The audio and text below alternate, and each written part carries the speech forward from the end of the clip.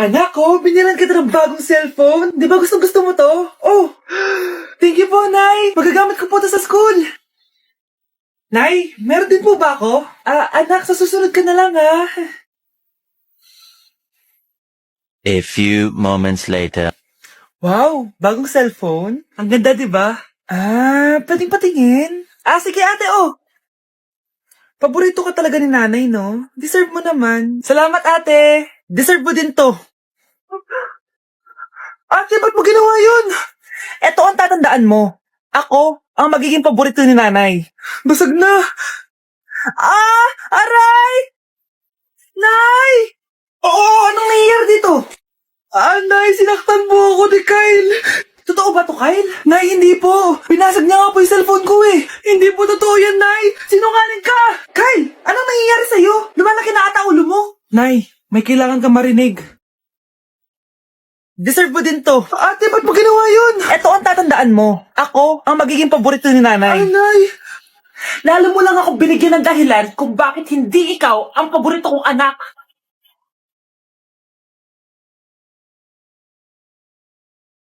Anak, ano to pinagpo-post mo sa Facebook, ha? Bakit po, Nay? Nagmumura ka dito, oh. Sabi mo, tang-ina, laro. Yan ba yung mga nalalaman mo sa school? Biro lang yun, Nay. Wala akong pake. I-delete mo to kung ayaw mong laruin ko yung mukha mo. Sige po, Nay. A few moments later. Wow, ang ganda naman ng outfit ko. Picture nga ako.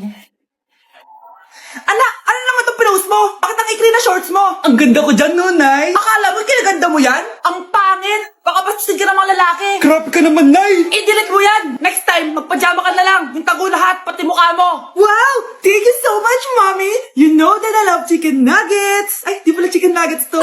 Pero sarap. May day ko nga. Ano? Ano na naman itong pinost mo sa Facebook? Yung niluto niyo po, Nay. Shinare ko lang sa Facebook. Itlog lang, ipapost mo pa? Hiya ka naman. Dapat pinapost mo yung mga masarap na pagkain. I-delete mo yan! Lahat naman pinapadelete mo! Tapos may nagko-comment pa sa post mo, sabi nila, ang pangit ko daw! Deserve! Alam mo, i-delete mo na lang yung Facebook mo! Tama na! I-delete mo na! Para tamimik na yung buhay ko! Kung wag ka kayo mangyalab, sigurado tatahimik buhay mo! Akin na yung phone mo! Ako na lang magdi-delete! Bakit kita i-delete kung pwede naman kitang i-block? Hindi mo na makikita yung mga post ko! Palimos po! Sino ba tumahingay na to? Patawad! Umalis ka na! Sige na po! Wala na po ako makain eh! Say, baka na naman malimos? Wag dito! Umalis ka na! Ito, pambili ng pagkain. Sorry, ito lang yung meron ako eh. Salamat po! Ba't may camera? At dahil mabait ka, meron kang 1,000 pesos! Thank you po! Ba't ang ingay doon? Ano yun? Kailangan lang mo daw ang mga kagaya mo. Mabait at may puso. Hoy! Ano yan? Nay, vlogger po ata sila. Ayan guys, yung mataray na babae kanina. Anong sabi mo? Umalis na nga kayo dito? Layas! Nay! A few moments later. Uy, Mare! Mare, sikat ka na. Ang sama daw ng ugali mo. Ha? Di totoo yun. Alam mo yung mga fake news, di ba? Bait ko kaya. Tignan mo na lang, Mare. Fake news lang to. Totoo nga! Di pwede to! Palimos po! Hoy, ikaw! I-delete mo na yung video na yun! Ano pa pinagsasabi nyo? Kunwari ka pa, ha? Eto ka! Hoy! Ano yan? Wala to, Kap! Huwag ka na magsalita! Sumama ka na sabi sa presinto! Huwag po! Magbabago na ako! Anak! Yes! Ang taas ng score ko! Anong score mo, Scarlett? 19 yung score ko! Ay, hindi perfect! Buti pa ako, naka-20. Bawi ka na lang next time, ha? Scarlett, nagawa mo ba yung assignment natin? May assignment tayo? Hala, di ko nagawa. Huwag mo nang sasabihin kay Mama. Sige, di ko sasabihin. Ma'am, may assignment po pala tayo. Ay, oo nga pala, may assignment tayo, class. Ang hindi gumawa ng assignment, bagsak sa akin, ha? Bida-bida talaga tong si Samantha. Okay, class, sinong iboboto niyong president? I nominate Scarlett, ma'am. Ako? Di ako papayag. Dapat ako yung maging president. Go, Scarlett, kaya mo yan. I nominate myself because I believe na mas responsible ako. I believe na hindi ako nangungupit ng class funds. Iboto niyo ako dahil matataas ang mga scores ko. Iboto niyo ako dahil hindi ako nangungopya para lang tumaas ang score. Ako ba pinaparinggan mo? Mukhang may natamaan ata. Congrats, Scarlett! Deserve mo maging president! Gagawin ko yung best ko! Good morning, class! Hindi na papasok si Samantha. Ha? Ano nangyari? Ang balita ko, nag-drop na siya dahil sa sobrang pressure sa nanay niya. Palagi siya pinapagalitan kapag hindi perfect yung score niya. Nagalit din yung nanay niya nung hindi siya nanalo ng president. Kaya, na-depress talaga siya. Kawawa naman pala siya. For our last question, ano ang full name ko? Wala naman yun sa lesson ah. Siyempre, dapat alam niyo yung pangalan ko. Dami namang alam nito. Di ko maalala full name niya. Perfect na sana ako eh. Kapag di niyo nasagutan yan, minus 10 kayo sa akin. Aba ma'am, paano namin malalaman yung full name mo? Eh di ka naman nagpakilala sa amin. Ano ka, sikat? Artista? Ang lakas mo mag-minus kapag di nasagutan yung full name mo? Sige nga, ano full name ko? Kapag di mo nasagutan, ma-minus ko yung sweldo mo. Tsaka magagamit ba namin yan kapag nagtrabaho na kami? Di naman, di ba? Pakin namin sa full name mo. Hey Susan, someone's calling. Hello anak, kamusta na kayo dyan? Padala ka ng 10,000 ha, dahil wala na kaming baon ng mga kapatid ko. Anak, pasensya ka na, di mo na ako makakapagpadala ngayon. Di ba pumunta ka dyan para sa amin? Wala ka naman palang kwenta eh. Sige anak, gagawin ko ng paraan ha. Di na muna siguro ako bibili ng gamot para may maipadala ako.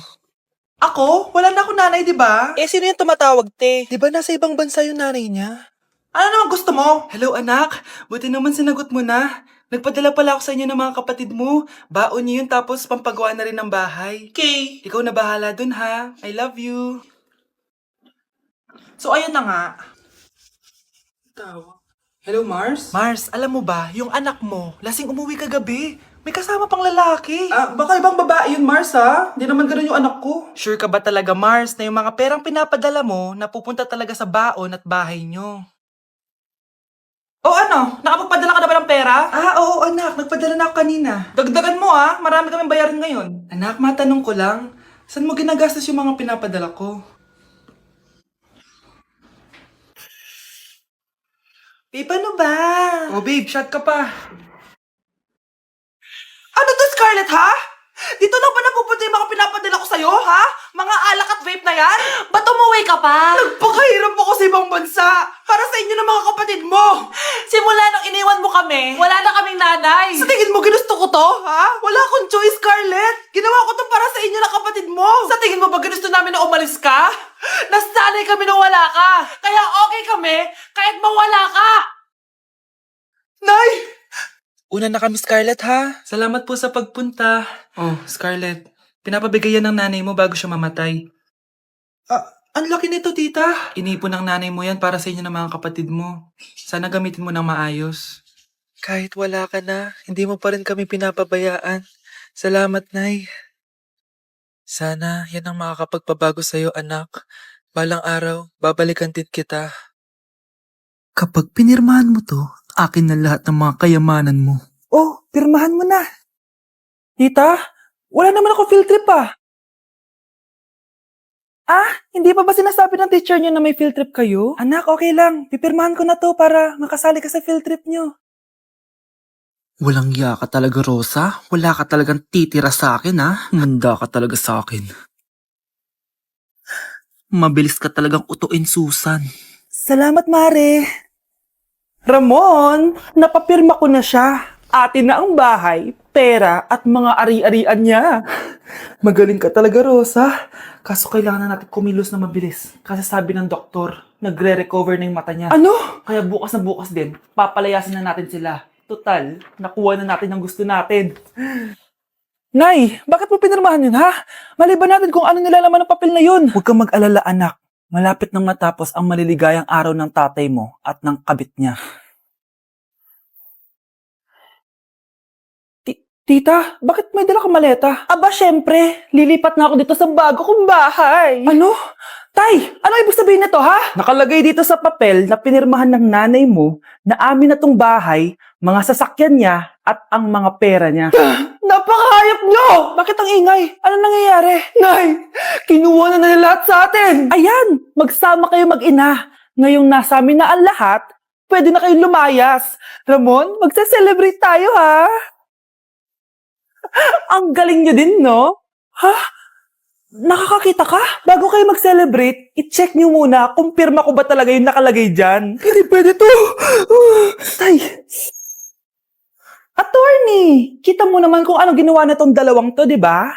At nandito na rin ang ebidensya na magpapatunay na naghaharutan sila sa loob ng bahay ko. Anong gagawin niyo sa amin, ha? Mahal, huwag mo naman gawin sa amin to, please, oh. Magbabago ako, please. Oh, sorry kung natatapakan kayo pagka-love team niyo, ha? Arestuhin niyo na yung mga yan. Mag-celebrate kayo sa kulungan. Kayong dalawa, sumama na kayo sa akin sa presinto.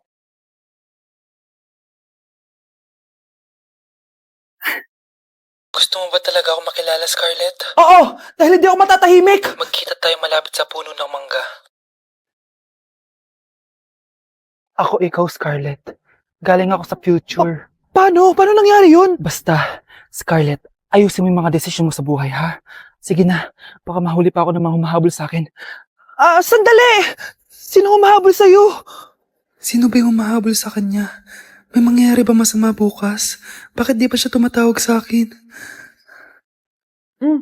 Nay, si Biana po, pumasok sa school? Gumala daw kasama yung mga kaibigan niya. Tumatawag? Hello? Si Scarlett po ba to? Kaibigan po to ni Brianna. Nakidnap po siya kanina. Hindi ko po alam anong gagawin. Tulungan niyo po kami. Sinakay po siya sa van. Nay, si Brianna! Nakidnap! Diyos ko! Anong gagawin natin, anak? Bakit tayo mo sumagot? Sabihin mo sa akin anong gagawin ko.